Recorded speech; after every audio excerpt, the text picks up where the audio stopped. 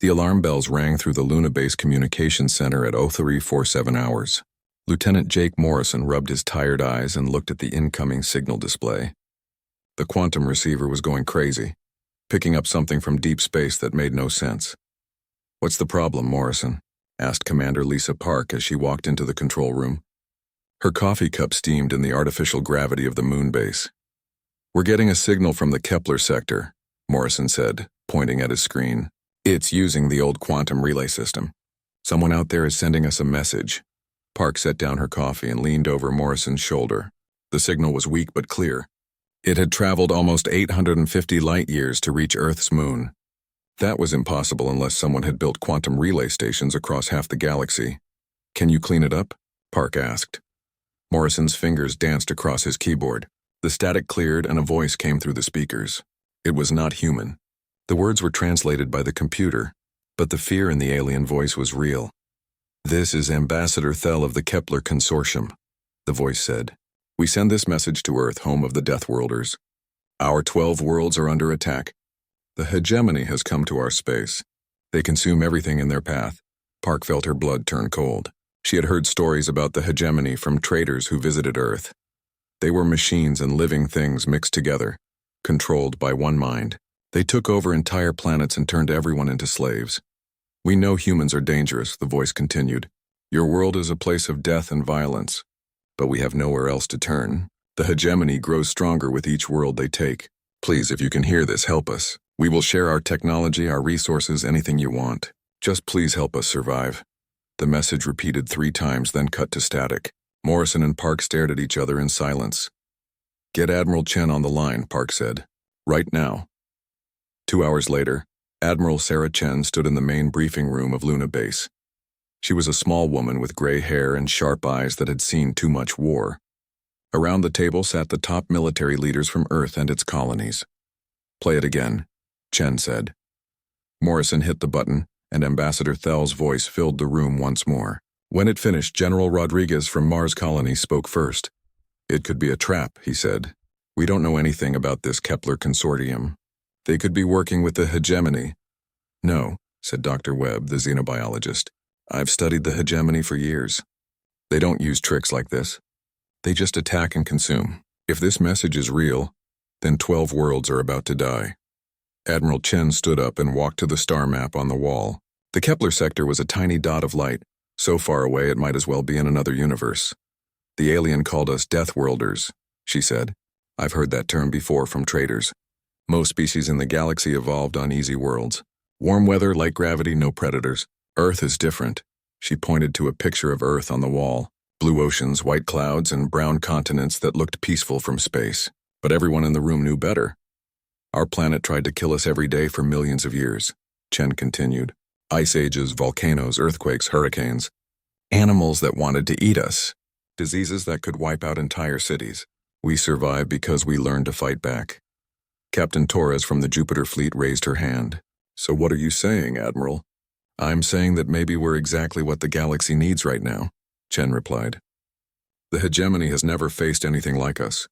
They're used to conquering peaceful farmers and traders. They don't know what humans can do when we're angry." The room fell silent. Everyone knew what Chen meant. Humans had fought wars for thousands of years.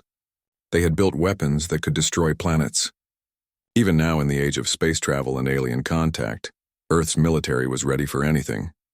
"The distance is the problem," said General Kim from the asteroid belt. "Even with our fastest ships, it would take months to reach the Kepler sector."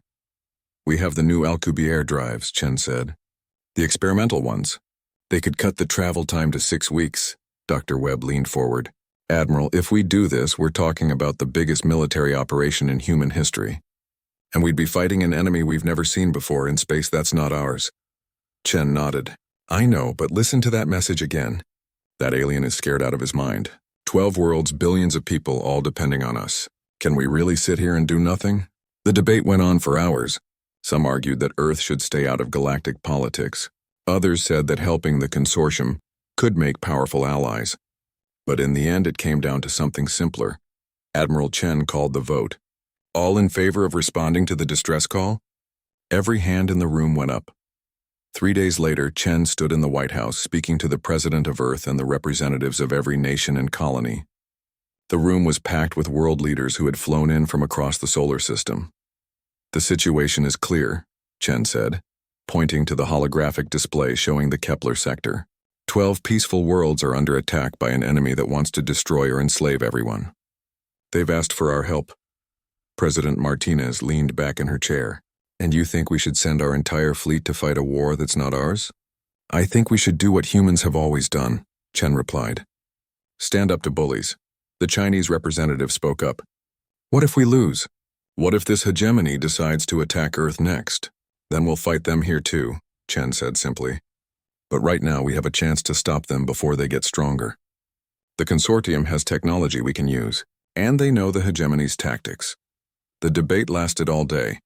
Some leaders worried about the cost. Others feared that Earth was not ready for a galactic war. But when the final vote came, it was unanimous. Earth would answer the call. Admiral Chen walked out of the White House into the cool night air. Above her, the stars looked different now. Somewhere out there, aliens were dying while waiting for help from the death world called Earth. She pulled out her communicator and called Luna Base. "Morrison, send a message back to the Kepler Consortium. Tell them the cavalry is coming." In the communications room on Luna Base, Morrison typed the reply that would change galactic history forever. It was short and simple, the way humans like things. Message received. Earth fleet deploying. Hold on. The signal shot out across the quantum relays, racing toward the distant Kepler sector at the speed of thought. In a few weeks, the galaxy would learn what it meant to ask humans for help. Admiral Chen looked up at the moon, where her ships were already preparing for war. Earth had been quiet for too long. It was time to remind the galaxy why their world was called a place of death. But this time, death was coming for the right side.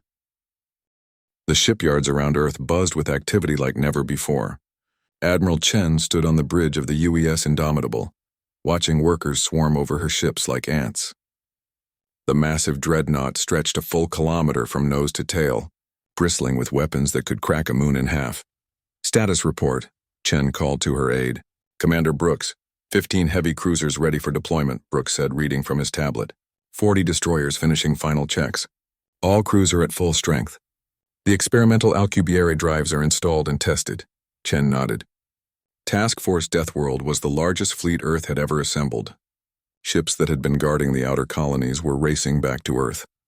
The asteroid belt mining stations had worked around the clock to provide materials. Every human in the solar system knew what was happening. In the weapons bay, Chief Martinez supervised the loading of the Indomitable's main guns.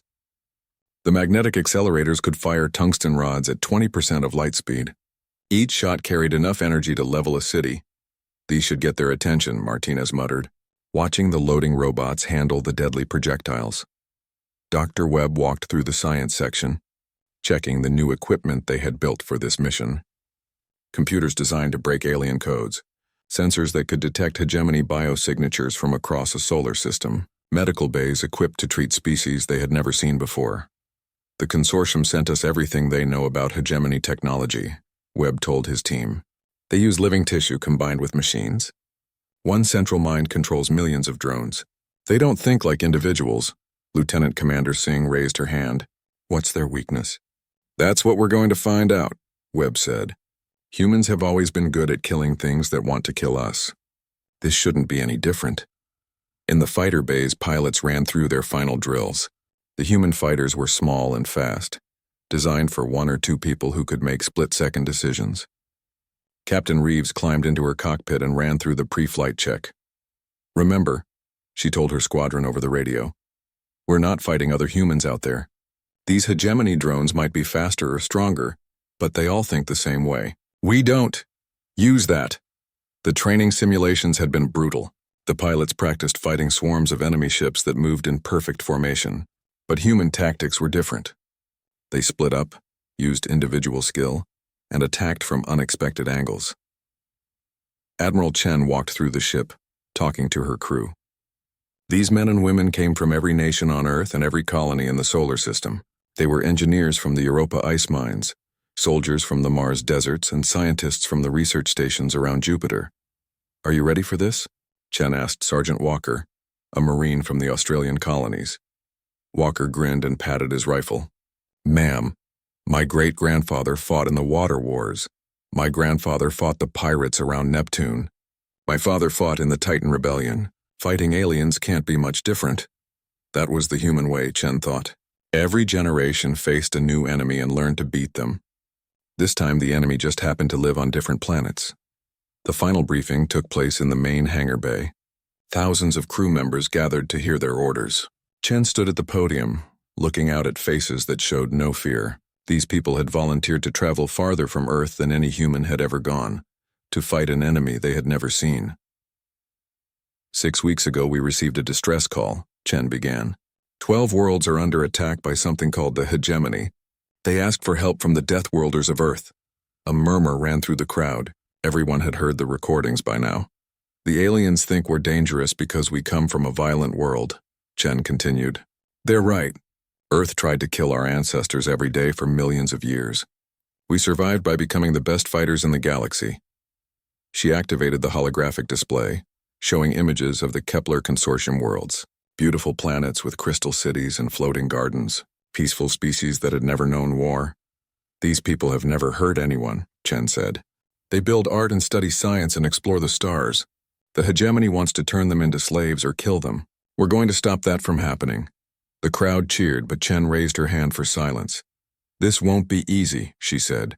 We're going to travel farther than any human fleet has ever gone. We'll be fighting an enemy that has conquered hundreds of worlds. Some of us might not come home. She paused, looking out at the young faces in front of her. But we're humans. We've never backed down from a fight when innocent people needed help. We didn't back down from the fascists in World War II. We didn't back down from the corporate armies in the colony wars.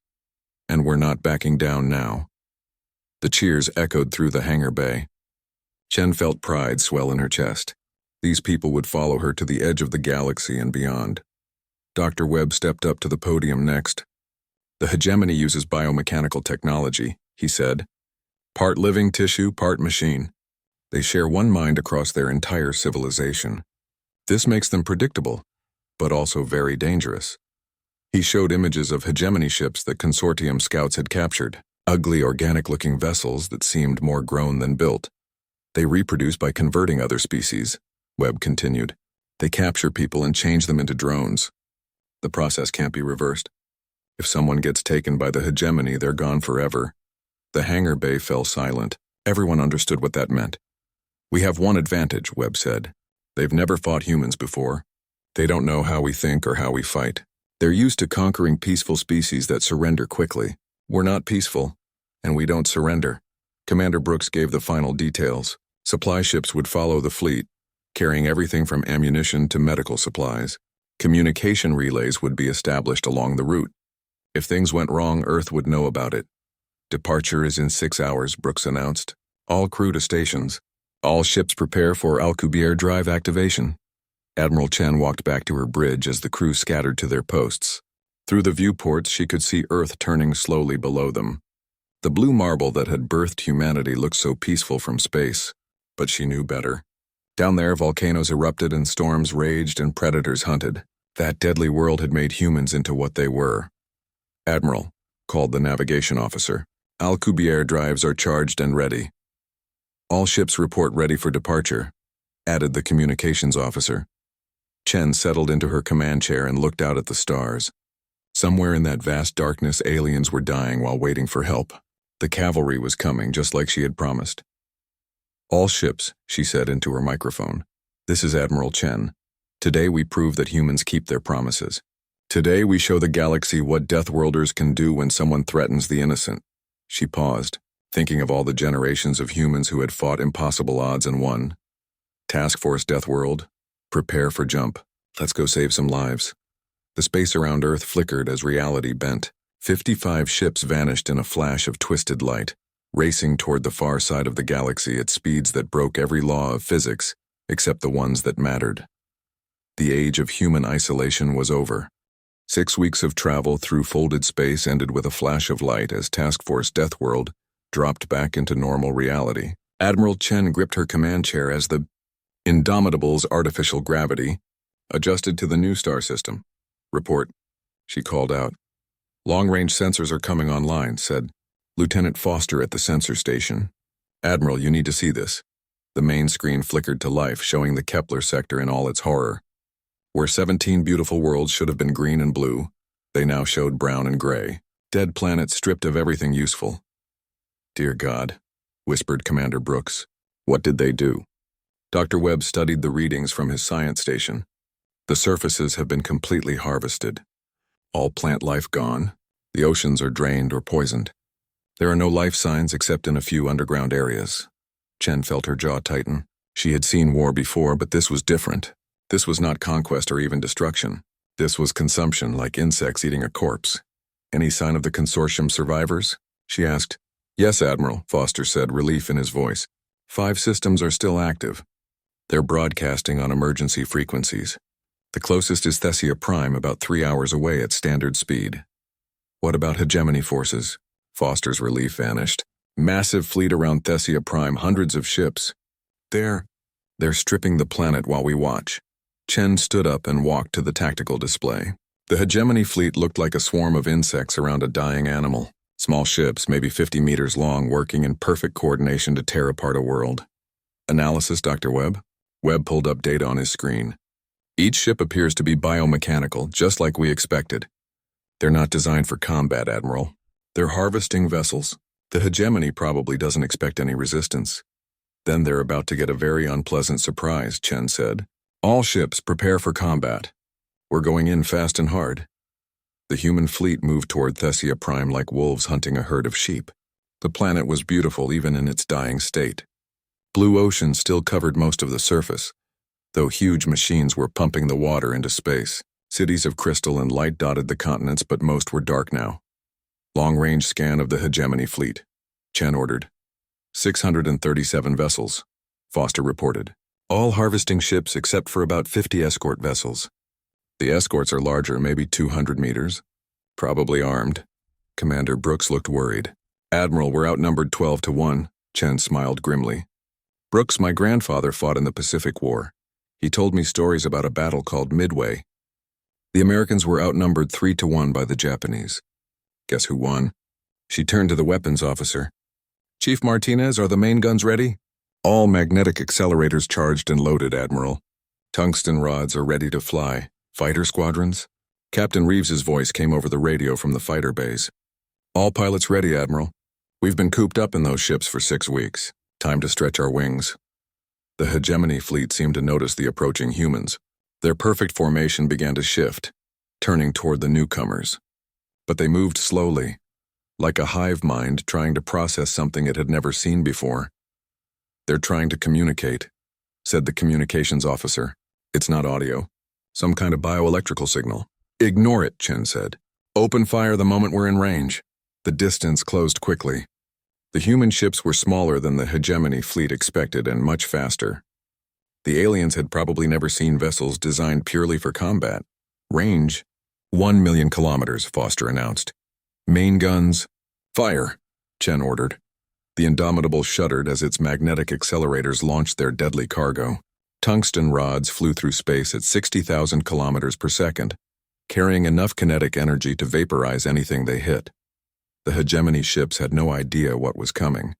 The first rod punched through 3 harvesting vessels before its energy was spent. The second and third rods found targets of their own. In the first salvo, the human fleet destroyed 15 enemy ships. Direct hits, Martinez reported with satisfaction. They don't seem to have any armor worth mentioning. The hegemony fleet finally began to react. The escort vessels moved forward while the harvesting ships tried to retreat. But their movements were too coordinated, too predictable. They moved like a school of fish, all turning the same direction at the same time. Launch fighters, Chen ordered. Captain Reeves led her squadron out of the hangar bays like a pack of hunting eagles. The human fighters scattered in all directions, each pilot making their own decisions about targets and tactics. The hegemony escort ships opened fire with bioenergy weapons that looked like lightning. But they aimed where the fighters had been, not where they were going. Human pilots had trained for this, learning to change direction at random intervals. Fox 1, Reeves called over the radio, launching a fusion torpedo at a hegemony escort. The alien ship tried to dodge, but the torpedo followed its predictable movement pattern. The explosion lit up space like a small sun.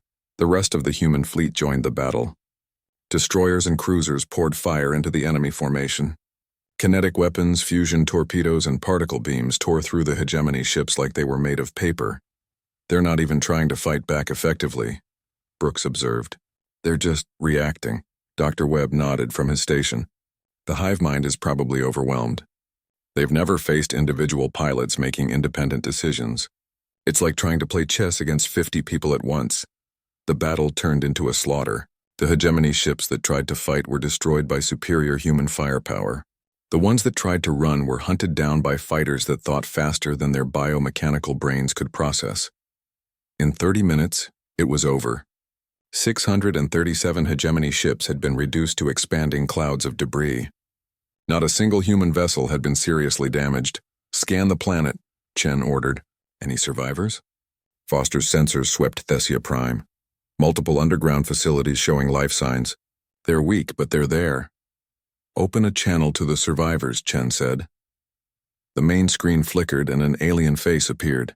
It was Ambassador Thel, the same voice they had heard in the distress call. He looked like a cross between a dolphin and an elf, with large eyes and smooth gray skin. He was crying. "You came," Thel whispered. "The Deathworlders really came." "We keep our promises," Chen said simply. "Are you all right? Do you need medical assistance?" Thel tried to compose himself. We have maybe 1 million survivors left, out of 8 billion. The hegemony took most of our people. The rest—" He couldn't finish. Chen felt anger burn in her chest. 8 billion people, reduced to 1 million in a matter of weeks. She had seen war crimes before, but never on this scale. "We'll get you out of there," she said. "Dr. Webb, prepare medical teams for planetary evacuation." "Already on it, Admiral," Webb replied. Thel's eyes went wide as he looked at something off-screen. "Admiral, there are more hegemony ships coming. A much larger fleet. They know you're here now." Chen smiled, and Thel actually flinched at the expression on her face. It was the smile of a predator that had found fresh prey. "Good," Chen said. "I was hoping they'd send reinforcements. We're just getting warmed up." She cut the communication and turned to her crew. "All ships prepare for the next wave. And send a message back to Earth. Tell them the Deathworlders have arrived, and we're very unhappy about what we found here." In the distance, space began to ripple as more hegemony ships dropped out of faster-than-light travel, thousands of them this time, including massive biomechanical constructs the size of cities. Chen settled back into her command chair. The hegemony had made a mistake. They had hurt innocent people, and now they were about to learn why humans were called the most dangerous species in the galaxy.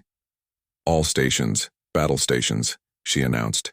"Let's show them what happens when you threaten our friends." The second battle was about to begin, and this time, the hegemony would learn to fear the Deathworlders. The second hegemony fleet was massive. Admiral Chen watched on her tactical display as thousands of biomechanical ships emerged from twisted space around Thessia Prime. These were not harvesting vessels. These were warships grown for the specific purpose of destroying anything that threatened the collective. "Ship count?" Chen asked, though she could see the numbers for herself. 3,200 vessels, Lieutenant Foster reported, his voice tight with stress. "Ranging from escort size to—" He paused, staring at his sensors. "Admiral, some of these ships are over 5 kilometers long." Chen nodded grimly. The hegemony had never lost a harvesting fleet before. They were bringing everything they had to crush the humans who had dared to interfere. Dr. Webb, analysis. Webb studied the biomechanical signatures from his science station. The larger vessels are definitely command ships. They're controlling the smaller ones through bioelectrical networks. If we can disrupt those networks, we cut off the head and the body dies, Chen finished. But first we have to get through 3,000 ships. Commander Brooks looked at the tactical display with obvious concern. "Admiral, they outnumber us 60 to 1 now. Maybe we should fall back and call for reinforcements." Chen shook her head. "There are 1 million consortium survivors on that planet. We're not abandoning them. Besides, reinforcements would take months to get here." She stood up and activated the fleet-wide communications. "All ships, this is Admiral Chen. The hegemony thinks they can intimidate us with numbers. They're about to learn that quantity doesn't beat quality. On the destroyer UES Shark, Captain Williams grinned as he heard the Admiral's words. His ship was small and fast, designed to hit hard and get out quickly. Around him, his crew prepared for the fight of their lives. "Weapon status?" Williams asked. "Fusion torpedoes loaded and ready," replied his weapons officer. "Point defense systems online. We're ready to dance with these alien bastards." In the fighter bays of the heavy cruiser UES Titan, Captain Reeves suited up for her second battle of the day. Her squadron had performed perfectly in the first engagement, but this would be different. The enemy knew about human tactics now. "Listen up," she told her pilots over the radio. "They're going to expect us to scatter and attack individually. So we're going to do something else. We're going to hunt in packs like wolves." The hegemony fleet moved toward the humans in a perfect formation, thousands of ships advancing like a wall of biomechanical death. But Admiral Chen had no intention of meeting them head-on. "All ships execute pattern Delta," she ordered. The human fleet split into 5 groups, each moving in a different direction. To the hegemony hive mind, it looked like the humans were running away. But Chen was setting a trap. The largest group of hegemony ships followed what they thought was the main human force. They moved in their predictable formation, all ships maintaining perfect spacing. They had no idea that Admiral Chen was leading them into an asteroid field. "Now," Chen whispered. The human ships suddenly reversed course, diving back through the asteroid field with their superior maneuvering systems. The hegemony ships tried to follow, but their large formations couldn't navigate the dense rocks. "All ships, concentrate fire on the command vessels," Chen ordered. The Indomitable's main guns spoke again, sending tungsten rods through space at incredible speed. But this time, the hegemony ships were ready. Biomechanical tentacles reached out from the larger vessels, intercepting some of the projectiles. "They're adapting," Dr. Webb observed. "The hive mind learns from each encounter." "Then we'll have to learn faster," Chen replied. "Switch to fusion torpedoes." The human ships launched hundreds of nuclear-tipped missiles. The hegemony ships tried to intercept them with the same biomechanical defenses, but fusion explosions don't care about tentacles. 12 command ships disappeared in balls of atomic fire. Immediately, the smaller hegemony vessels began to move erratically. Without their control ships, they were like body parts cut off from the brain. "Fighters, you're clear to engage," Chen announced. Captain Reeves led her squadrons into the confused enemy formation. The hegemony ships were firing at random now, hitting their own vessels as often as human targets. Reeves picked her targets carefully, focusing on ships that still seemed to be under central control. "Fox 2, she called, launching another torpedo. The hegemony escort ship tried to dodge, but without coordination from the hive mind, its movements were clumsy and slow. Meanwhile, the other human groups had engaged the remaining hegemony forces throughout the system. Captain Williams brought his destroyer in close to a massive bioship, dancing around its weapons while pounding its hull with particle beams. "This is like fighting a drunk elephant," Williams commented to his crew. "Big and dangerous, but too slow to catch us." The battle raged for 3 hours. The hegemony had numbers, but humans had something the collective had never encountered: individual creativity. Every human ship fought differently. Every pilot made their own decisions. The hive mind couldn't predict what they would do because they didn't know themselves until they did it. But the tide really turned when Dr. Webb made a "Discovery, Admiral," he called excitedly. From his science station, "I've been analyzing the bioelectrical signals between their ships. I think I can disrupt the entire network." "Do it," Chen ordered without hesitation.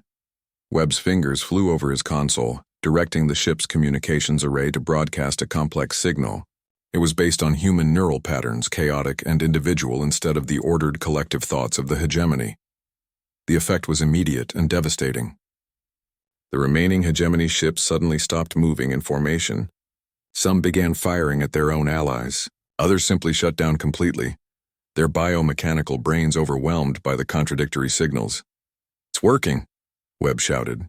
"The hive mind can't process individual thought patterns. It's like giving them a mental breakdown." Admiral Chen watched as the mighty hegemony fleet tore itself apart. Ships that had conquered hundreds of worlds were now helpless. Their greatest strength turned into their greatest weakness. "All ships, finish them off," she ordered. The remaining battle was more like a cleanup operation than a fight. Human ships moved through the disabled hegemony fleet, destroying vessels that could no longer defend themselves. It was almost too easy. When the last enemy ship exploded, the space around Thessia Prime was filled with debris and the expanding glow of countless explosions. 5,000 hegemony vessels had been reduced to cosmic dust by 55 human ships. Casualty report, Chen asked. 3 destroyers with minor damage, Brooks reported. 12 fighters lost, but most of the pilots were recovered. No major casualties. Chen nodded, then opened a channel to the Thessia Prime survivors. Ambassador Thell's face appeared on the screen again, but this time he looked more amazed than terrified. You destroyed them all, Thell whispered. 5,000 ships and you destroyed them all. We told you we keep our promises, Chen said. Are you ready for evacuation? Thell shook his head slowly. Admiral, there are other worlds under attack.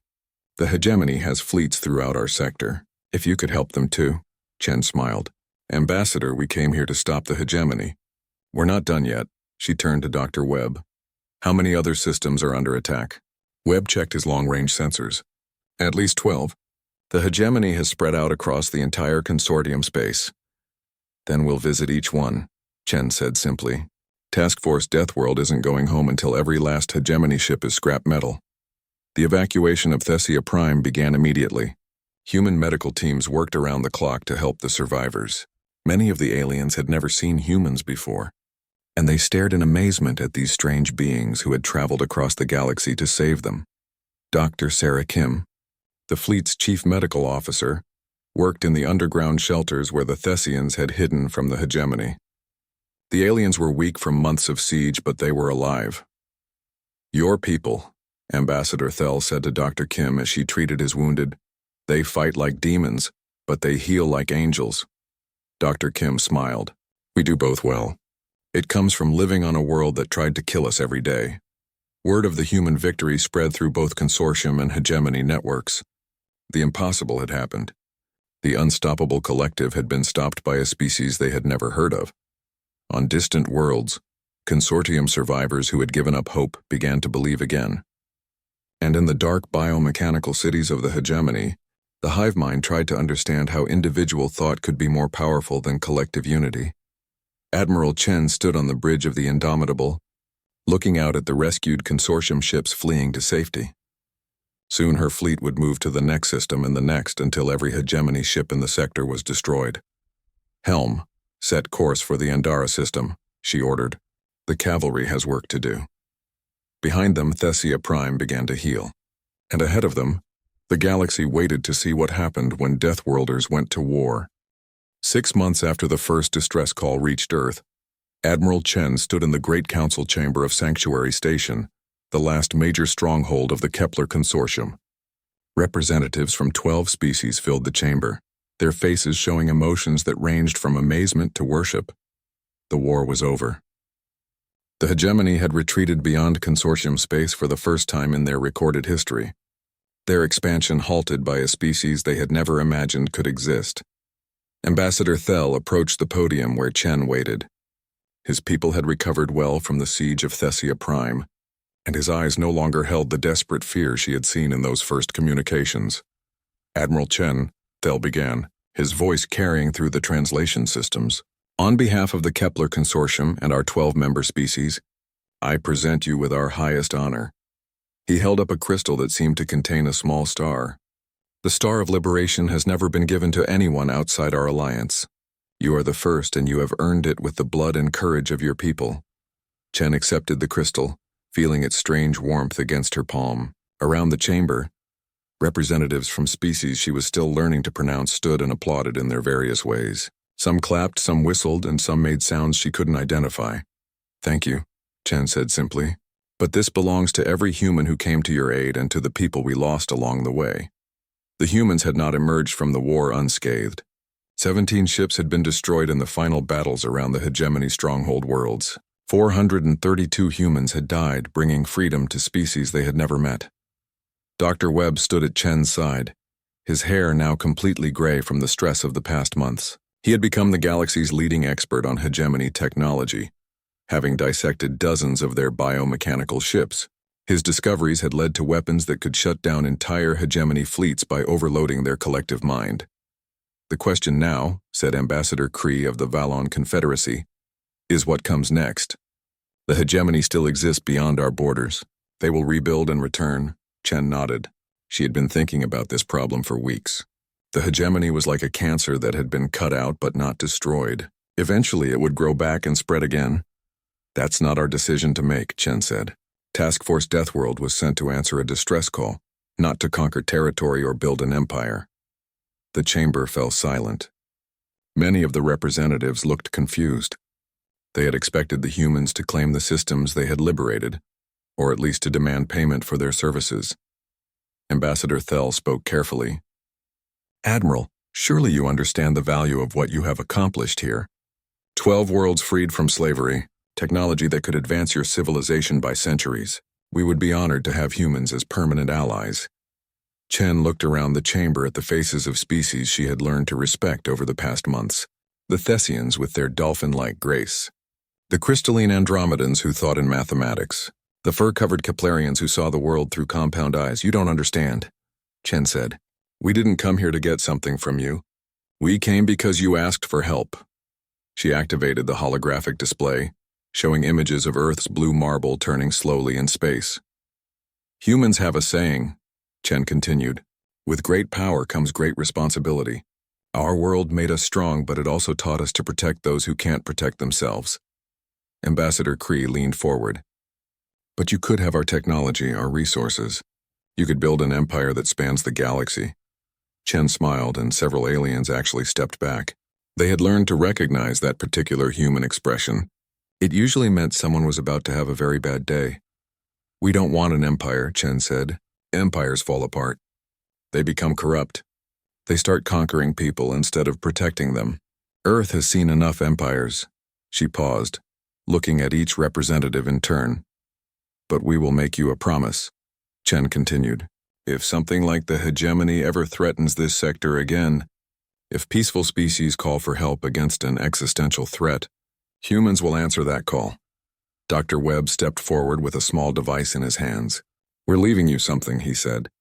A quantum communication relay connected directly to Earth.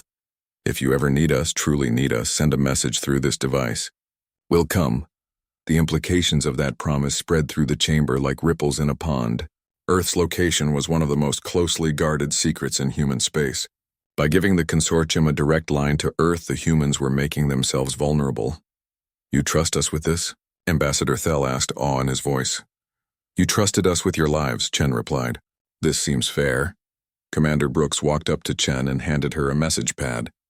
Admiral, the fleet is ready for departure. All supplies loaded, all crew accounted for. Chen nodded and turned back to the assembled representatives. We'll be leaving in 1 hour. Thank you for your hospitality. And remember what we've taught you about fighting back. The galaxy is a dangerous place, but you don't have to face it alone anymore. As the humans prepared to leave, something unprecedented happened in Galactic Council chambers across known space. News of the human victory had spread far beyond consortium territory. Peaceful species throughout the galaxy were learning that somewhere in the vast darkness, warriors existed who would fight for strangers. On Earth, President Martinez stood before the United Nations Assembly, addressing representatives from every nation and colony.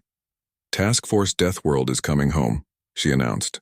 They have completed their mission and upheld the values that define us as a species. 12 worlds are free because humans decided that freedom was worth fighting for. The assembly erupted in applause. For the first time in decades, every nation on Earth was united in pride for what their species had accomplished. In the outer colonies, recruitment offices were flooded with volunteers who wanted to join Earth's expanded military. The galaxy now knew about humans, and humans wanted to be ready for whatever came next.